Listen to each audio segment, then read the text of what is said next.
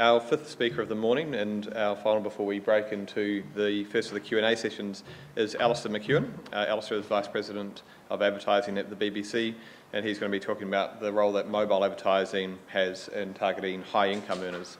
Please join me in welcoming Alister to the stage.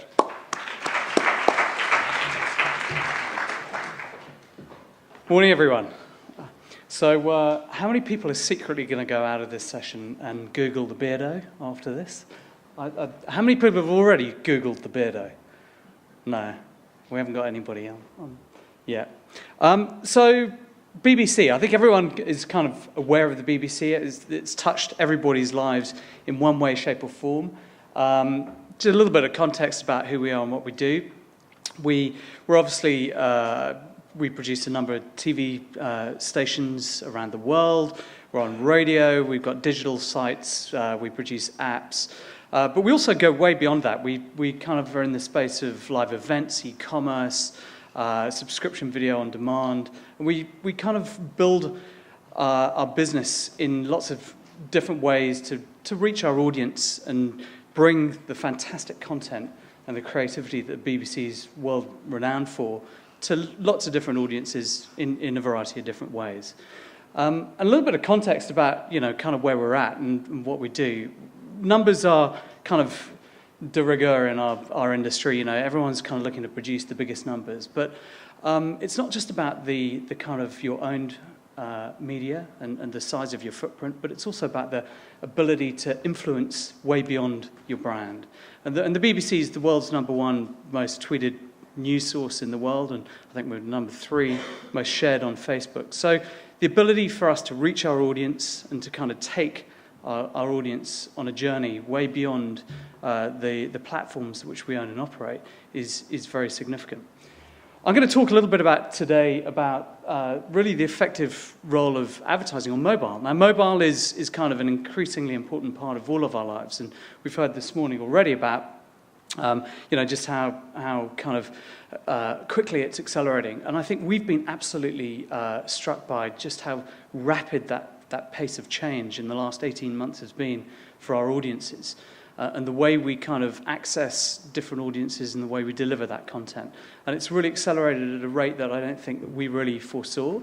And as a result of that, we kind of really wanted to be able to understand exactly how this thing works. There we go. We kind of really wanted to understand, about how our audience were using the mobile site, how they wanted to receive content, and really fundamentally how effective advertising was in that environment. And so obviously we can be able to kind of take those messages through to our audience. So we kind of set about asking 4 basic questions around, how our affluent consumers, which is really where the BBC and BBC.com and content that sits on those platforms sits, what are the key drivers for mobile usage, and how affluents, really want to access the news, and of course the effectiveness of it. So we commissioned a global study called Affluent Connection.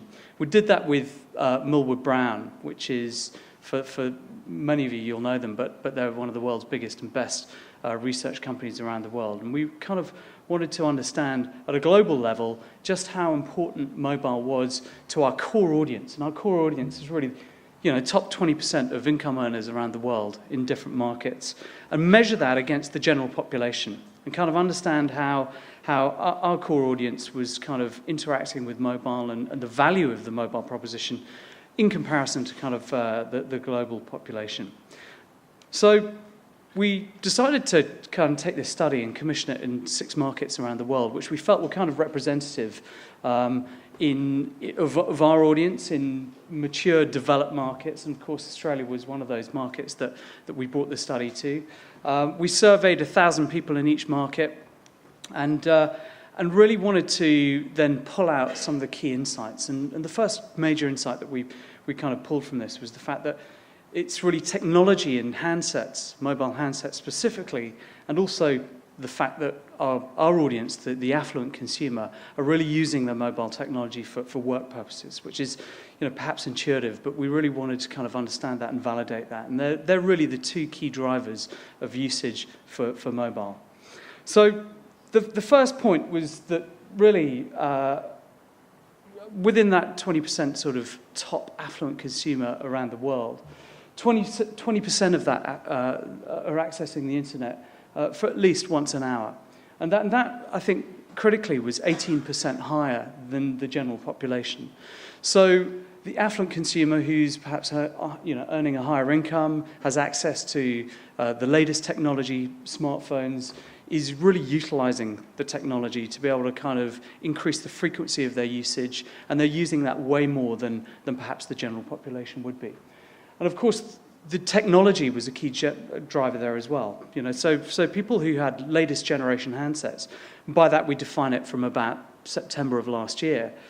So you're talking sort of iPhone 5s and Samsung Galaxy 4s and up, are really kind of much more prevalent in using it and twice as likely to access the internet on an hourly basis rather than older generation handset users.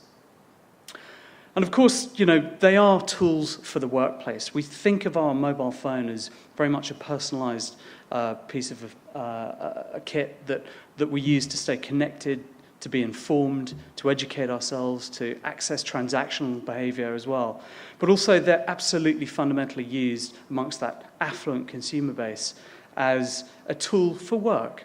And of course, as the technology and the software applications develop across mobile devices and smartphones and tablets of all kinds, really the work functionality, the productivity really rises. And of course, corporations are now using them much more and embracing smartphones and bringing them into their businesses.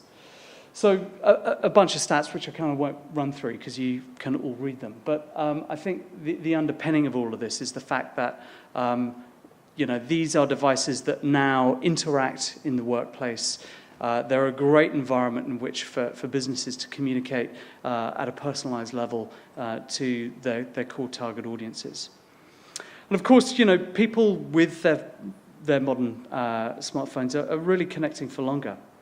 In fact, we found that 46% of users were using their phone for business, and they're spending over 50% of their time on work-related usage. And actually, it's the Asia-Pacific region, with Australia kind of at the vanguard of that, which is really driving that globally. And of course, APAC, we know that there is a high work ethic, high commitment. I think it was a bit of a kind of a shock to us to see that Australia was actually at the front end of that. And of course, a clear picture is emerging in the news that really 30% are preferring mobile devices to their desktop rather than accessing news, preferring it on mobile rather than accessing it on desktop. And when compared to the general population, they're 15% more likely to use their mobile devices than desktop for consuming, 28% more likely to access their mobile for business and finance news, and I think this is a really interesting piece, 11% more likely to share news stories via their mobile rather than desktop. So we're seeing a very progressive kind of shift into mobile access. And of course, it's only going in one direction. If we measured that against the prior year, there's been a significant swing away from desktop usage for mobile, for news and current affairs and business, with 15% really accessing it more on mobile phones, 9% across tablets, and critically a 17% dip. So that's over a 30-point swing between desktop to mobile. And that has fundamental implications in terms of marketing, audience targeting. And of course, with that, the engagement is growing as well. So we've seen that in that 12-month period, we've seen a significant sort of shift in the way people are engaging with content. So they're no longer just kind of using it to dip in and snack, but they're actually really diving in and immersing themselves into the content. And of course, what that does is really allow advertisers to really engage with their audience in a much deeper, more meaningful way, whether that's through sort of a content-led strategy or even if it's through a regular kind of display-type campaign. And of course, the shift, again, in usage and engagement is kind of mirroring the shift in the way people are actually spending time on their mobiles. And of course, with the new technology, with the faster broadband ability, becomes a much better access to video. And of course, with the latest technology, it's really driving a significant increase in news video consumption. And of course, video on demand advertising is accelerating at an enormous pace. It's driving huge premium value for news publishers like ourselves and many of the news publishers. And of course, it's becoming a much more user-friendly experience in terms of our ability to kind of download and watch videos on the move. But the key question really is, does mobile advertising kind of enhance brand perception? I think this is one of the questions that we all kind of wanted to know, which is, yes, we've got an audience there. Yes, people are accessing and engaging with the content through mobile devices. But how's our advertising being received? Is it working? And the unequivocal answer that came out of the research was absolutely. There's a fundamental brand lift within the affluent consumer group. I think it's across the general population, but it's very much more acute within the affluent consumer group. So it's 15% higher than the general population in terms of advertising appearing on mobile devices and the affinity and the brand reflection that lends to the brand advertisers on those devices, as opposed to appearing elsewhere.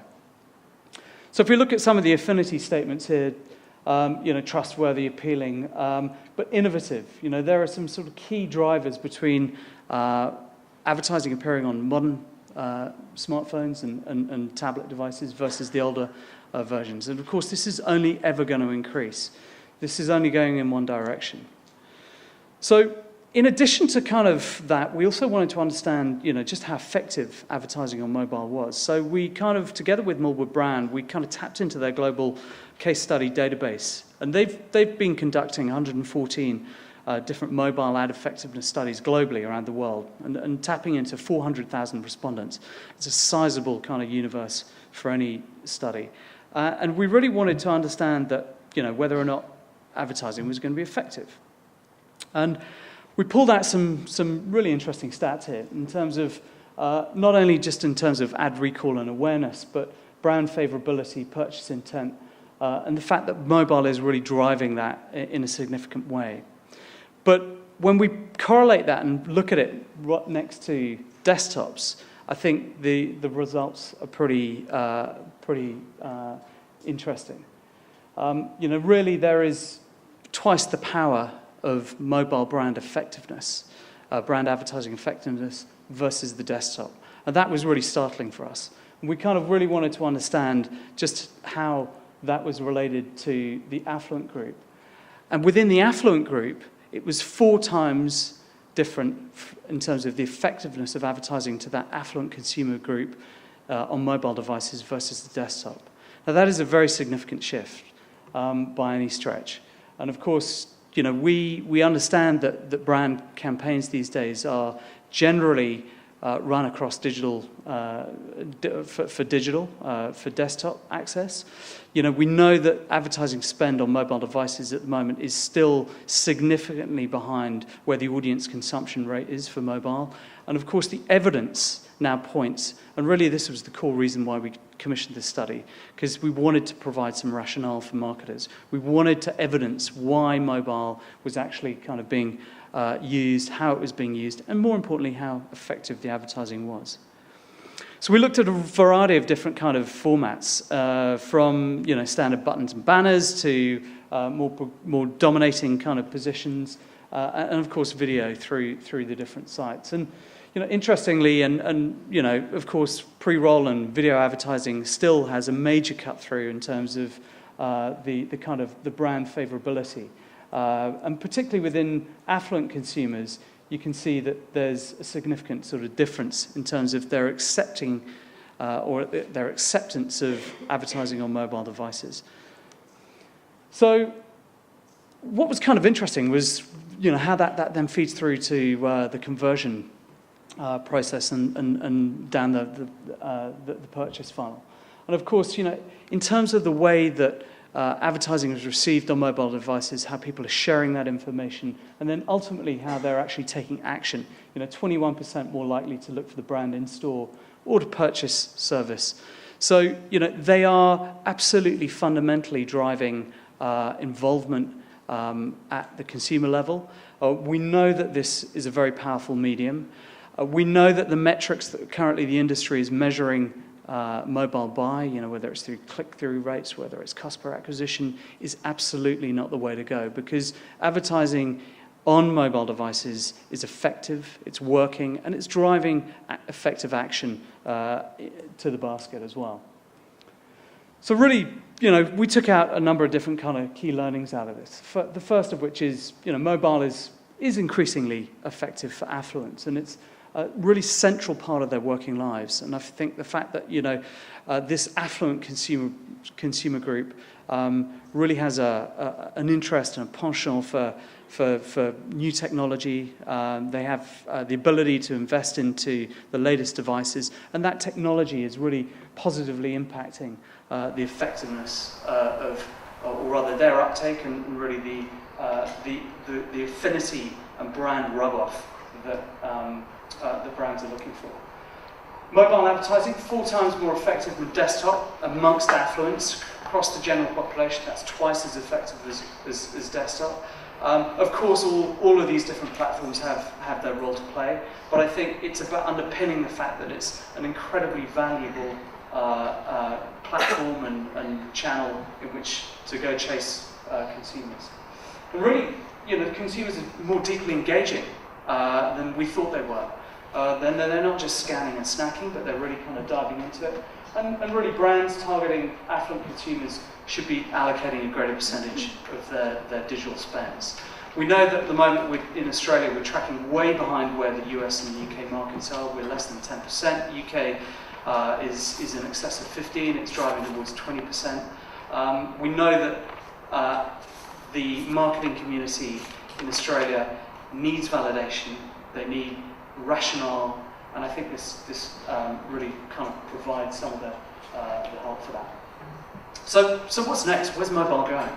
Well, I think, from an advertising point of view, it's really all about how we kind of create better forms of advertising, whether that's better craft, better creative, really engaging users more innovatively, how we embed content into the in-stream flow so that we're not disrupting too much.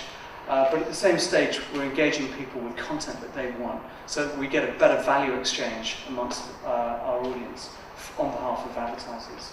I think data and targeting is going to become an increasingly important part of how we go about mobile. I think the mobile industry has kind of been lagging for the last few years because of the fact we haven't been able to kind of pull data and insights out of the channel.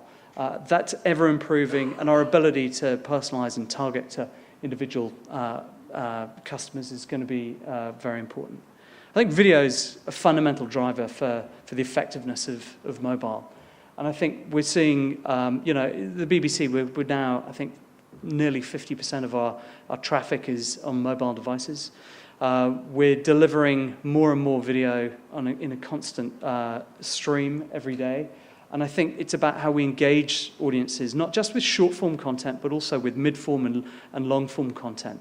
So, everyone's very used now to the 90-second or 2-minute short-form video. But we're also experimenting now with long-form video and getting a huge amount of results in an uptake in that area. And of course, that opens up a range of different kind of access to different budgets, whether it's offline TV budgets extending into non-traditional platform areas like mobile. And I think finally, it's here. Advertisers, marketers, brand owners, budget holders will finally get this as a medium that they have to engage with. And it's about really stepping up that level of investment. It's about stepping up that level of engagement into the channel itself, understanding audience click flows, understanding how audiences are kind of engaging, and creating content and creating engaging brand experiences that really work for different for different brands. So, very happy to share the research with anyone. This research we've done is a global piece of research, but we have Australian data. So if anybody is interested in that, you can contact me at my email address, and be very happy to share that with you. We see at the BBC that the mobile is only going in one direction. In fact, it's not even mobile. It's an omni-channel environment. It's about bringing the very best content to our audiences wherever they are, however they are, and really to do three things, which is to inform, to educate, and to entertain audiences across any platform that they want to kind of access us. Thanks very much.